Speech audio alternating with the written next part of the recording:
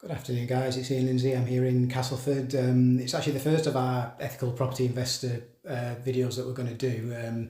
So just to quickly tell you what it's all about and why it's ethical property investor and not some other type of property investor.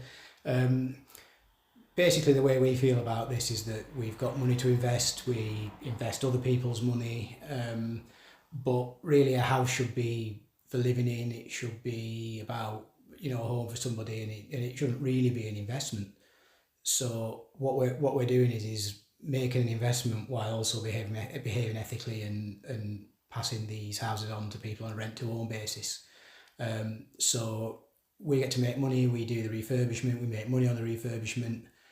We make money on the rent, and we make an uplift on the sale price. So we sell to them at a discount, but also at more than the house would be worth today. So we make extra money on our refurbishments in addition to what we'd make by refurbishing them and selling them today. Why that's good for the buyers is that they get to stay in the house as a, you've got to put yourself in the position of the tenant, so they can often have the house sold from under them. They're not allowed to make any alterations. They're not allowed to have pets. There's just not that security there for them. Like even kids. A lot of landlords won't accept kids. So we accept all of those things, and the reason that we're able to do that is because we've taken a non-refundable upfront deposit from them, and they're paying a little bit extra on top of the rent over time so that they can buy the house. So it wins in every way, really. It gives you the sort of returns that you might expect to see from an HMO, but from a single let, and one that doesn't give you an awful lot of hassle, because once they're in the house, not only is it newly refurbished, but they're responsible for maintenance. It's effectively their home. So it's a very hands-off strategy, because you hear that a lot about property, that it's passive, and sort of we all know it isn't really, but whereas this is as close to passive as you're going to get. So I'll quickly turn the camera around and show you how we do these refurbishments. Right, so we're actually in the front room of a property here, and you can see it's actually been slightly redecorated, and obviously we wouldn't normally do that. We'd normally start at the top of the house. We were actually doing this for a buyer that we had lined up, that we were going to allow them to store their stuff in here, and in the end that's you start off with the difficulties that you've got to solve, and that's one of the difficulties that that buyer turned out not to be suitable. But it's more important to get the right buyer than the first one that comes along. So that's why we initially painted these walls, because we were going to let them store the stuff in here. So it's not the way we normally do things. But moving on through, so we've got this hallway here. It's all Victorian hallway. It has several layers of paper on it, so it's all been scraped off as best we can, and the plasterer's going to get in and he's going to skim all of that. So we're walking through. Another huge reception room in here. This is actually an end terrace, so it's even bigger than all of the others, but compared to a modern house, this is enormous. So this sort of tells you a bit about the type of house that we look for. What you had out here at one point was like this sort of conservatory lean-to type building that someone had put on very, very badly. It leaked. It wasn't especially level. There was all sorts of problems. But it wasn't the main cause of the structural issues. But what we were getting was cracks in the plaster and cracks on the outside walls. And what that was actually caused by was ivy that was growing all the way up the side of the house. So we've removed that ivy. We've had a structural report, and it's got the all clear. So it's that's one of the ways that we add value by buying these houses that other people are sort of afraid to touch.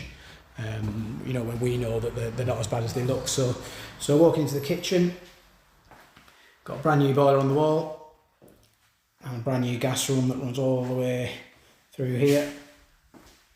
And you can see down into the cellar as well. I'm not going to go down there. It's a cellar. So extra wiring's been put in here. It hasn't been fully rewired. We've just put additional wiring in, but there's going to be, this is where your cupboards and your hob and your extractor and your oven, all of that's going to go. We'll have a brand new door put in there. Now here you'll have the sink. And in this corner we'd encourage, or envisage should I say, the tenant would have washing machine and dryer. And then maybe like in this corner you might have a fridge freezer or some such.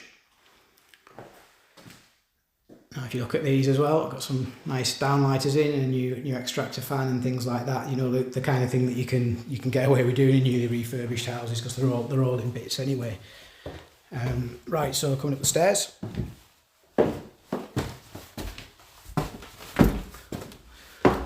Now what we've got here is a huge bathroom. You won't find this in a modern house, and you know it could possibly have been that we'd have made this into a bedroom and moved the bathroom elsewhere. It wasn't suitable for that in the end. But here you can see a corner bath. I'll have the toilet and sink there with a vanity unit. We've got the shower down there. It's just going to go in this corner. You've even got like a new loft hatch, and you've got your spotlights up there as well, and your new fan.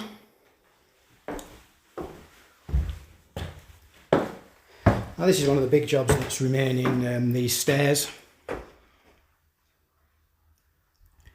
can maybe see why the plasterers left that one till last. Here, huge bedroom at the front, at the back even, and you remember I told you about the ivy that was going all the way up the side of the house. You can actually see the remains of that on this window, like what it's left behind. You know, I couldn't believe what it was like trying to get that down actually. Right, so what we've done here to add a bit more value to the house is this back bedroom. That was one big bedroom, we've actually split into two, so we can now advertise this as a 5-bed when it would have been a 4-bed.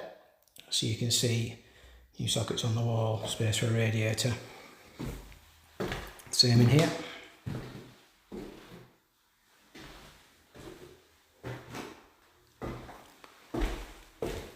Now this was the 3rd bedroom before, and we haven't actually done much with this. You can see it's obviously newly plastered.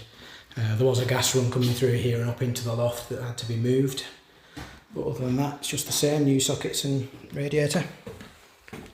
And finally, the loft conversion. This hasn't been a good time to do loft conversions with the price of timber and things like that going up the way it has been.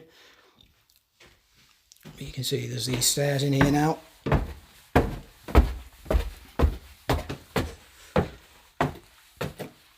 So what you've got here is a dressing area. So your sleeping area. And you've got your ensuite over here.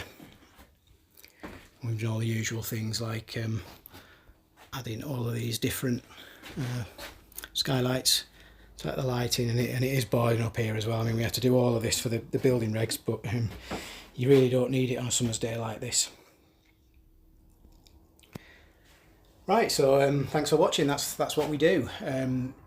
If you want to know more about how we do it and how we offer bank beating returns and things like that, I mean, obviously you make, you know, next to nothing in the bank.